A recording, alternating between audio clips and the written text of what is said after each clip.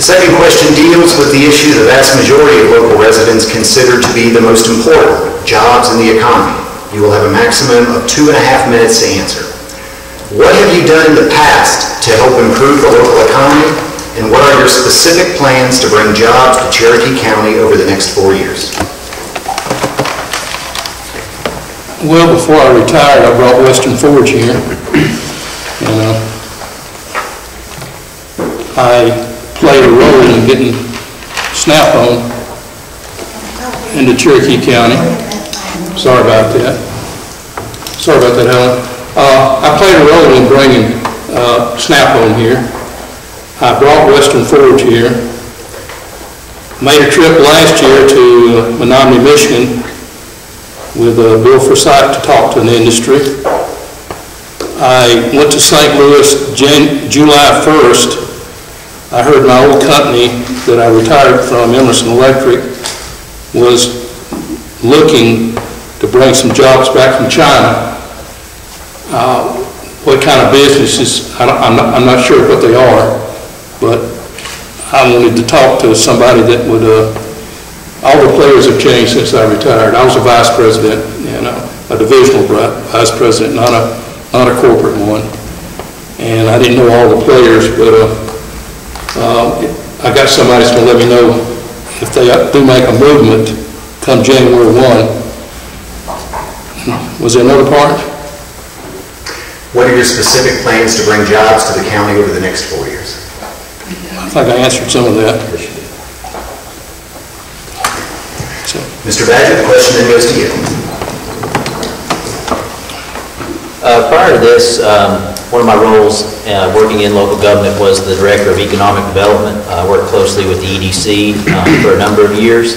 Our local power companies, Blue Ridge Mountain EMC, Murphy Power Board, Duke Power, and local industry and small business, Tri-County Community College, to name a few, in helping recruit business to our area. There are significant challenges in recruiting jobs.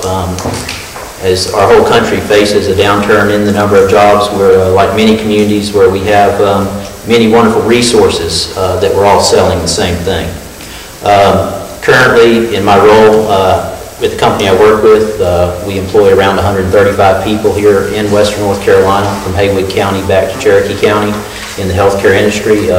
Fairly high-paying jobs, and we work diligently every day to make sure people have those opportunities to work. Specific plans on how I work to bring jobs to the local economy. I think one, and an important one that's understated, is we need a board that has strong and effective leadership to breed confidence in our local economy, where people will want to make an investment within our community.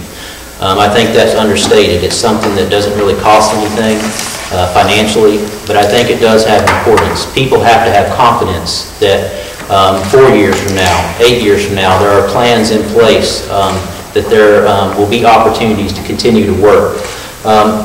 Typical things, and I do agree, is we need to continue to invest in infrastructure to make sure that we have opportunities for whether it's a local manufacturer to expand their operations, or whether it's the casino where they have the infrastructure in place to bring jobs to the community. Those are important things that we as a local government, we as decision makers, will have that opportunity to address. I think another thing that's underappreciated are our natural resources. I think we have a beautiful lake. We're bordered by the U.S. Forest Service. I think we have opportunities to do a lot more to attract people. We're 2 hours from the largest metropolitan area in the southeast United States, Atlanta, Georgia. We're less than 2 hours from Chattanooga, Tennessee, Knoxville, Asheville, Greenville, Spartanburg, South Carolina. We have significant population base that surrounds us. And I think there's opportunities from a tourism base to attract people to this community. And again, it's going to take the leadership of the people on the board to be able to work with developers and other folks within our community to make sure we have the opportunities to expand our local economy. Thank you. The question goes to you, Mr. McKenna. State the question again. What have you done in the past to help improve the local economy, and what are your specific plans to bring jobs to Cherokee County over the next 4 years? What have I done in the past? 10 years ago, I started a small business and have grown that business, contributing to the economy. What I know is government does not create jobs. Government gets in the way of job creation. I plan on not having additional restrictive ordinances in the county that will inhibit job creation. I've stated before, one of the most important things we could do is to encourage our state and federal leaders to finish the road that we started in 1974. I would like to see Corridor K finished. We have finished our part to the west.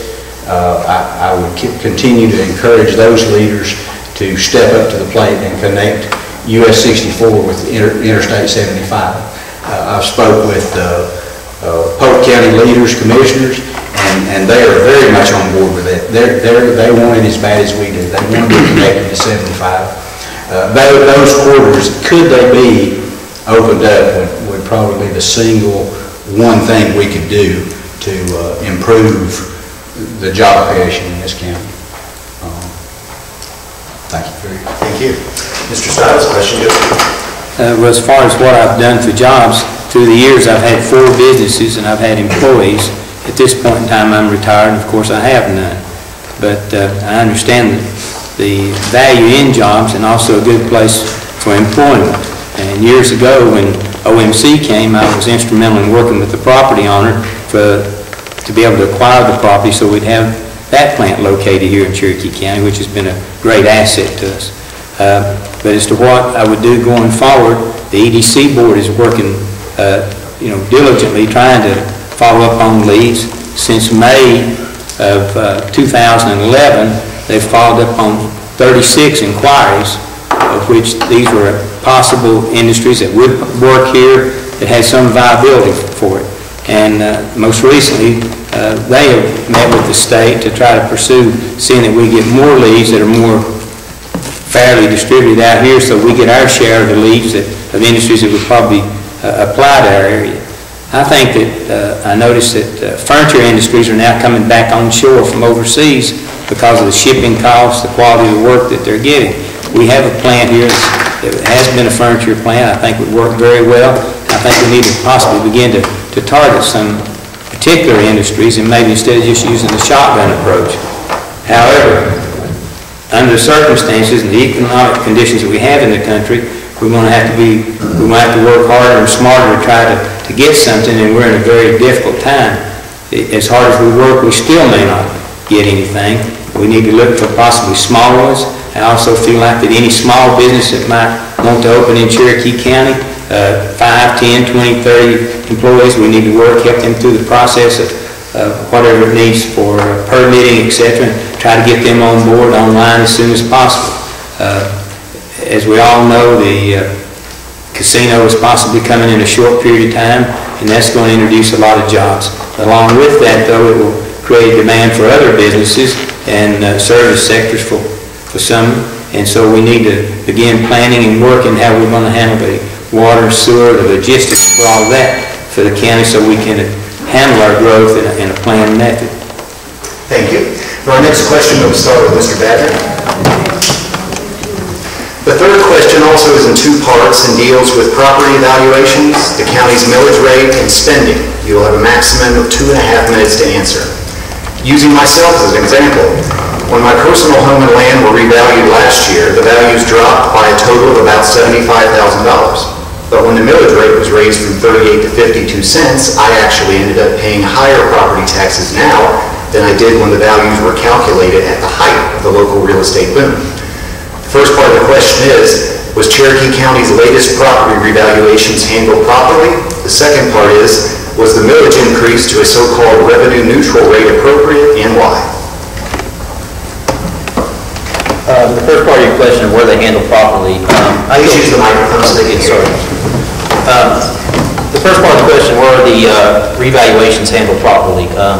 I'm confident in the staff, Will Roberts, Dan Borside, and other staff at Cherokee County, that they have a strong grasp and understanding of what they're doing from a property reval standpoint. There were some issues with commercial properties, more so than residential properties, and the reason that we have a Board of Equalization review that is set up of our peers is so that we have the opportunity to present those discrepancies to them, and they can make the decision to lower the assessed value. There's certainly, property valuation is a job that I certainly wouldn't want to do. And there's going to be challenges inherent in any property valuation, whether you're in Cherokee County or Moore County or Anson County or any of the other counties within the state of North Carolina. In addressing the issue of was a revenue neutral rate appropriate to go to, first of all, by state law, you do have to calculate and share what the revenue neutral rate is. So within your budget ordinance that you adopt in a reval year, the taxpayers and the citizens, i.e. the citizens, have to clearly understand that the prior millage rate was 38.5 cents, revenue neutral is X amount, 52 cents. It doesn't mean that you have to set it at revenue neutral. But frankly, it's hard to say that you can take it much lower. The bottom line is that if you compare it to your household income and what you're bringing in, you have to have X amount of dollars to run your household. You know what your expenses are. And so there's inherent challenges in saying we're not going to raise the tax rate or we're going to keep the tax rate at the same amount under a property revaluation.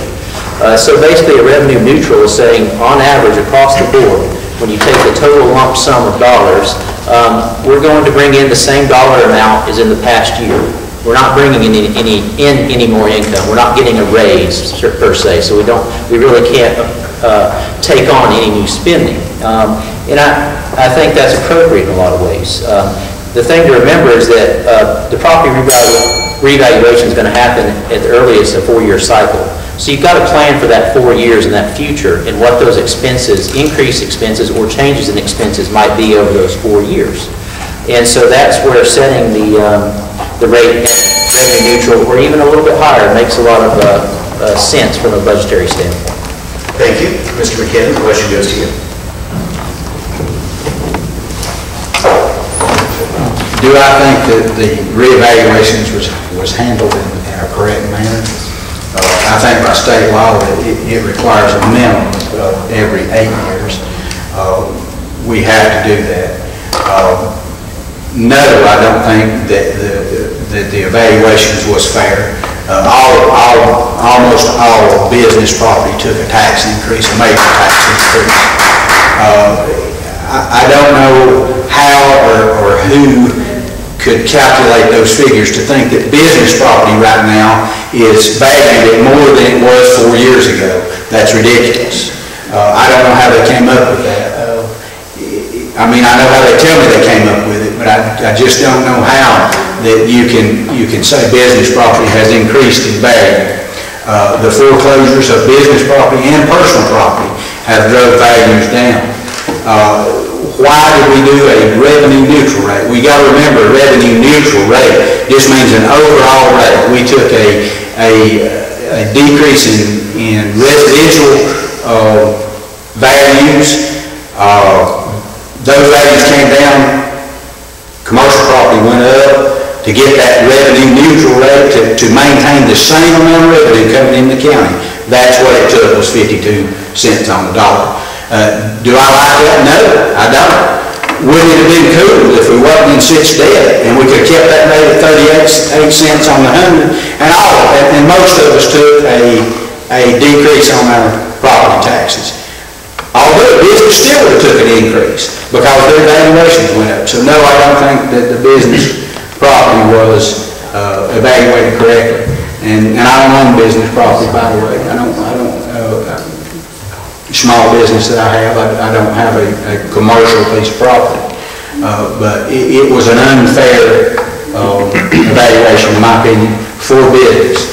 Now, if we wasn't in such debt, that's what my goal is to get us to where when we take a evaluation like this, especially in the times that we've dealt with in the last 4 years, that we could leave that millage rate alone and give people a tax break. But we can't do that now. If we do that, just pick out which building we want to let the bank have. So it's... Thank you. Mr. Stiles? Well, I think that in this revaluation that we had, that as everyone else has stated, that the commercial was incorrect. Janet and I have commercial property, and we saw empty buildings go up in value when you can't rent them, so I think that part of it. But back to the, by and large, everyone as a whole, if your property value dropped approximately 30%, and that's what it took to break even. If you drop more than that, you save a little money. If it's more than that, it costs you a little bit. In a revaluation, one, if it was in a perfect world, a third would drop, a third would stay even, and a third would go up. I have issues with how it was handled. I think our local staff does a good job, but we contracted part of this. And so I think this county's already started allocating some funds over the next 4 years. Each year they'll set funds aside, which is mandated, so we can have another revaluation. And I think that we need to do it in-house with personnel we hire that works for us, that lives here, that knows where Unaka is, they know where Topton is, they understand what we're dealing with. But as to the tax rate having to go up somewhat, we had a little over $4 billion in property valuation prior to the reval. After that, it dropped to approximately $3 billion. So in order to remain, quote, revenue neutral, this is what had to happen for us to attain the same number of dollars. And yes, we do have quite a bit of indebtedness, but excuse me, we've been able to refinance the bulk of the county debt, and we've saved quite a bit of money. So consequently, our budget is actually a little less than it was last year, and so by being able to refinance it saved us some money, and we're able to keep the rate at 52 cents as opposed to possibly being any higher. But I'm like everyone else, I really don't like it, and I tried to justify when I looked at our bills some of the buildings that we have and how they've gone up. So I guess I have to try to look back and say, well, you know, in a society such as we have a lot of benefits. I mean, we do have an ambulance, if we need to call on them. We do have law enforcement if we need to call on it. So all these services that we need and have become accustomed to and want do cost money. So I think that in the future, what we need to do is we take this budget that we have, and as I stated earlier, we try to work it and tweak it and try to get as much as we can for our dollar so that we can have more services and not have to keep going up on taxes. Thank you. Mr. Brown, you have 2.5 minutes. I believe the houses were done pretty good, but the businesses and the buildings and some big chunks of property, I think we're way out of line. It doesn't matter what your value of your property is evaluated. It's based on spending. If you spend $34 million, then you got to raise enough revenue for $34 million. And it doesn't matter what your property values are. We have some buildings right now that are valued at such a price, it's 3 times more than it's worth to the owner or the bank. The only way that you're going to get people not to get aggravated about their taxes is to cut spending. If spending stays heavy, and we owe $16 or $17 million right now in this county. We've never owed anything near that in the history of the county, 75 years. Spending has really gone up in the last 7 or 8 years in Cherokee County compared to what it was for 30, 40, 50, 60, 70 years. We cannot afford to have that in the future. The economy right now is still, Main Street may be doing, Wall Street may be doing good, but Main Street's not, and Cherokee County is doing worse. We are in a recession right now, and we need to manage like that. The only way we're going to control property values and taxes is to control spending. And when we give the homeowners a break, then we're going to have to hose the buildings and the businesses, because you got to get that $34 million. Thank you. For our next question, we'll return to this end with Mr. McKinnon. The fourth question is in two parts and deals with animal-related issues. You will have a maximum of 2 minutes to answer. For example, 2 weeks ago, a local resident was walking in Conahita Park in Murphy when a large dog with at least some pit bull in it began following him. It followed him home, then back to the park the next day, where the animal left bruises on the man's arm as he tried to get away from it. The resident called the Valley River Humane Society, Murphy Police Department, and Cherokee County Sheriff's Office, and everyone involved told him there was nothing they could do about it unless the dog attacked someone or damaged property. 2 weeks later, the dog is still following him everywhere. First part of the question is, what level of importance would you place on issues like animal control and cruelty to animals? The second part is, do you believe the county needs a leash law as well as mandatory spaying and neutering laws, and why? Mr. McKinney.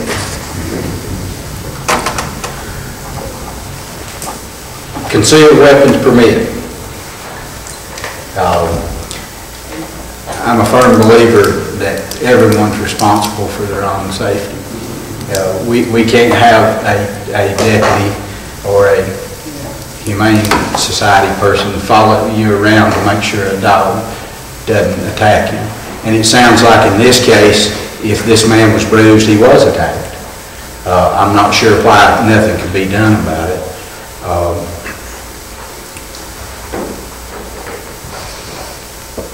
No, I'm not for leash laws. I think we need to be responsible citizens. If you have animals, you need to take care of them. And if you have a nuisance animal bothering you, not everybody has the ability to do that. So we need to rely on our sheriff's department. If we have a dangerous animal, they have every authority to take care of that animal. And we should expect them to do that. We can't rely on government for every aspect of our protection, folks. It won't happen. We would need a police officer, an ambulance, following us, each one. We can't afford that. We can't do that. I understand the concerns of the question. I love animals. I have animals. I take care of my animals. And I expect other people to do the same. In this case, I think our sheriff's department fully could take care of that and should take care of that. I don't believe in the leash law. Thank you. Mr. Stiles. Well, excuse me. I'm an animal lover. Anyone that knows me knows that.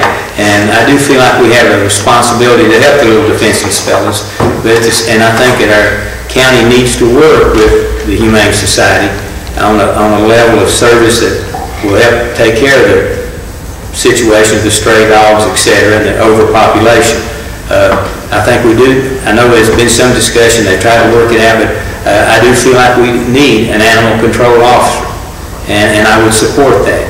And I'm not supporting hiring more people, but I think we could save money somewhere else in which to pay for it. But I do think it's a situation that needs to be looked into, and it's hard for an individual to do all of it himself. I've been in a situation of trying to call myself when we've had strays in certain areas and tried to do something about it, and it's very difficult, and you don't want to actually just harm someone's animal. But as far as the spay and neuter, I think our Humane Society is working as hard as we can on it, and I think, some things we just have to step up to the plate and be responsible for ourselves. And I think a leash law would be unadvisable, and I don't know how in the world, if you didn't have the first part of this and have a control officer, how in the world would you ever take care of it and supervise it and enforce it? But I do think that we need to give a little greater level of consideration to the Humane Society and working with them and come up with a solution that's satisfactory that will make our county a little safer. And if there is someone such as this with an issue, they need to know there's someone, that there is a phone number they can call if you have a legitimate complaint, and it will be addressed. And that would probably be worked through it's been discussed through the Sheriff's Department, but that's something we have to work out and work out the logistics of who and where. Thank you. Mr. Brown, the question goes to you. Well, start off with in the park. Walking at the park, I think that the dog should be on the leash. You got young kids and helpless women and everybody else walking, and you get a big dog, it could be pretty frightening. So it should be on a leash. I agree with Cal that we do need an animal control officer, and no, we don't need to add to the head count to get one. Find the money somewhere else.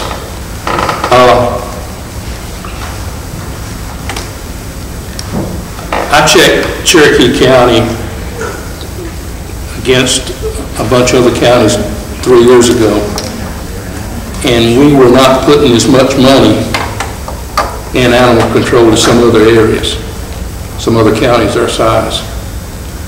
I think we can do a better job. Don't have a dog right now, but I do like animals. I think everybody in here that has an animal has a responsibility.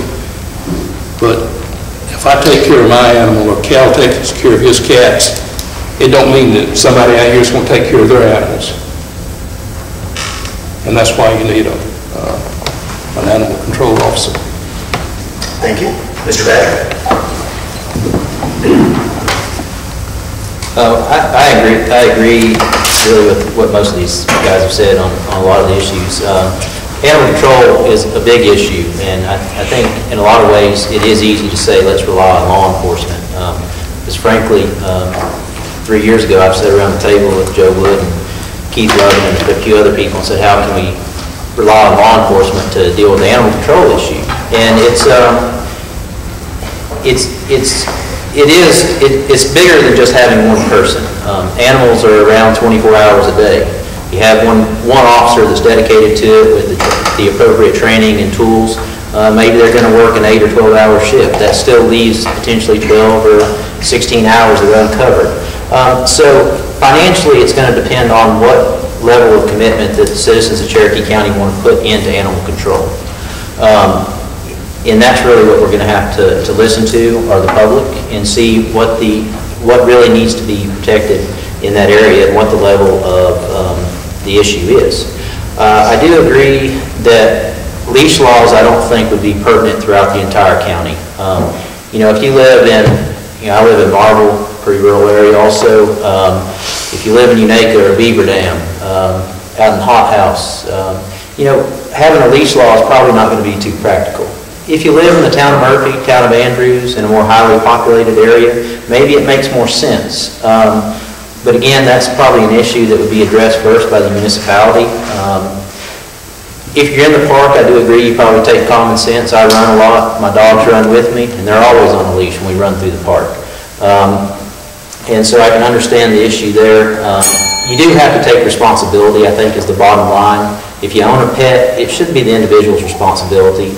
And we as local government can work with the agencies, the Humane Society, the other nonprofits within the community to try to find cost-effective solutions.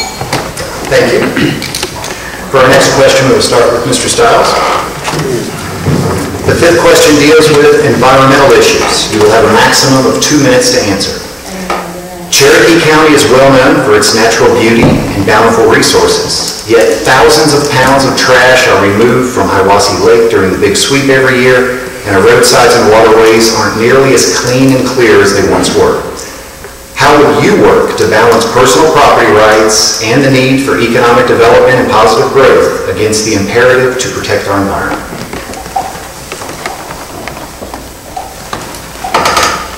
Well, I think we all have an obligation to try to protect our environment. The Lord's given us this earth to take care of and on a short-term lease, so I guess we need to take care of it. As to exactly how we would do that, I think we need more dumpsters that are more convenient and manned.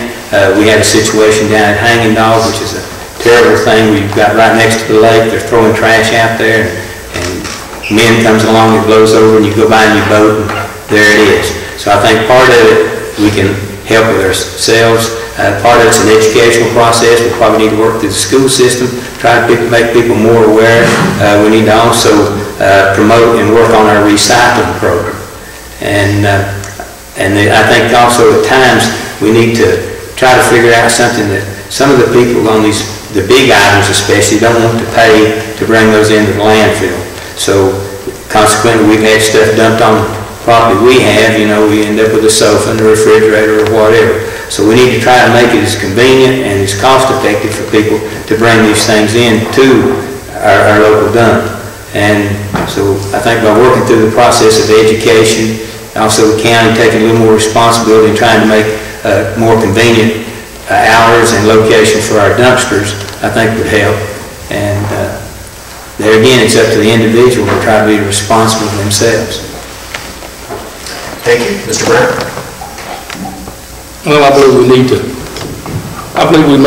make it as convenient as possible to get rid of trash. I was about 3 years ago. I was at the dump right off of 64, close to Lakeside Plaza, and a guy from Florida had a bag of trash. He's been here for a couple of weeks, and he was not allowed to dump there, although everything he bought was in Cherokee County, all the groceries and everything else. So he drove about 10, 20 yards and dumped at the side of the road. I think we need to use common sense. I think we need to educate our people. I think it needs to start in the schools. We have a beautiful county. This is God's country right here. And it would not be very attractive to industry to come in here and see trash on the roads or the lakes. I know there's cleanup efforts with some good people. There's another cleanup starting real soon, David, to clean up the lake. I think we need to get real strict on law enforcement. If anybody throws some trash out a window or get caught, there should be a big fine. And again, a lot of this is education, and it should start right in the schools. And we, the ones that live in Cherokee County, and I wasn't born here, but this is my home, we need to take pride in what we have. And if we see anybody dumping anything else, we have an obligation to say something to them. Thank you. Mr. Badger, the question goes to you. We do need to be stewards of our environment. I mentioned it earlier relative to economic development, taking advantage of our natural resources, and the two aren't mutually exclusive. If we had a cleaner environment, it would be more attractive to tourism, to industry. So it is important that we all take responsibility in making sure that we, again, place our trash in the appropriate receptacles. And we do need to be better at educating folks on what opportunities are out there. Unfortunately, people do dump white goods, but the reality is they're free to dump. There is no cost. There hasn't been. The state provides money to local landfills where you don't have to pay for a refrigerator, a washer, or dryer. And so in those cases, it seems like it's a little bit of laziness on people's parts, and that's where we need to make sure we're educating people to know that those opportunities are out there. I do agree that we need to address the manned sites. It's something that we were working on, but again, it comes with a cost. It comes with the cost of the acquisition of land. It comes with the cost of the acquisition of the equipment, i.e. cans, the development of the sites, and the part-time staff that run them. But it is important. It helps to cut down, I think. If you go to any of the manned sites, they are clean, they're efficient. It gives us the opportunity to enhance recycling and expand recycling opportunities, which if done appropriately and in the right volumes, can lead to a source of revenue for our community. If you look at neighboring counties like Macon County or Haywood County, for example, they have found revenue sources out of recycling trash. So those are, in a nutshell, I think those are the things that need to be done. We do need to man our sites, and we need to be good stewards of our environment. Thank you. Mr. McKinney, you have 2 minutes. Let's start with the roadside garbage, lake cleanup, and those things. I've said before, and I don't have really anything new to say on the matter other than any time that you make it restrictive for people to dispose of what they don't want, i.e. garbage, refrigerators, whatever. Anytime you make it restrictive and it's not convenient, there's going to be some people that, no matter how restrictive you make it, they're going to do the right things. There's going to be a portion of the population that if you make it restrictive, they're not going to do the right things. They're going to dispose of these items is at their convenience, where their convenience. And then there's that portion of the population that if you set the dumpster outside their house and pick it up for them, they'll put it outside the dumpster. So my plans, what I would like to see is you shouldn't have to have a card of any kind for anybody anywhere to put trash where you're wanting them to put it, in a dumpster. So why do we turn folks away, like Curtis mentioned, why do we turn folks away and not let them put trash in a dumpster?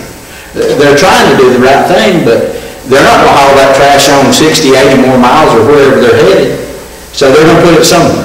So there's no point in having a card check for dumping garbage. Let's let folks put garbage where it belongs, in the dumpster.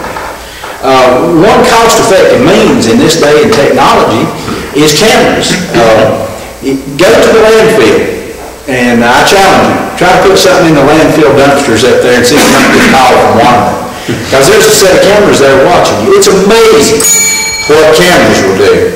Real quickly, we put cameras on school buses. School buses go from crazy kids to folded arms kids. We can man these sites with cameras, not people, save money. I don't understand. I brought this to the attention of commissioners a number of years ago. It was looked at and turned down, but I think it's a viable solution for our garbage situation. Sorry about the rest of the question, apparently. We're going to squeeze in one more quick question before we get to the final statements. We'll start with Mr. Brown. The 76th question deals with open government. You will have a maximum of 1 minute to answer. What specifically would you do to make the county's operations as transparent as possible? And would that include televising commission meetings or streaming them live over the internet to encourage more residents to participate in their local government? Well, who would pay for televising the commissioners' meetings? Yeah, I'd like to see open government. I don't believe in closed door meetings. I don't believe in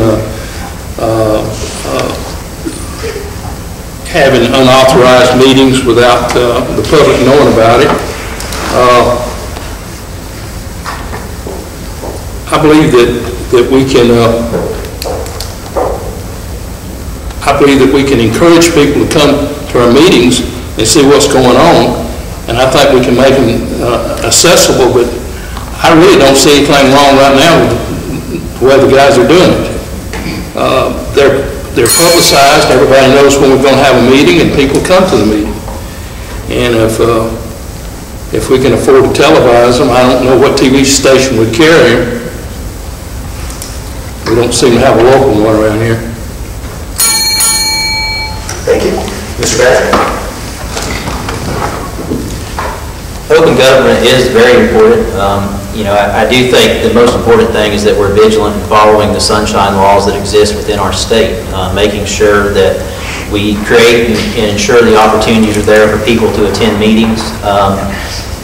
I do tend to agree that there are some costs associated with televising meetings. I don't think there's anything wrong with televising them. From what my experience in talking with people in other communities that have televised meetings, it's benefited. There's also been some drawback.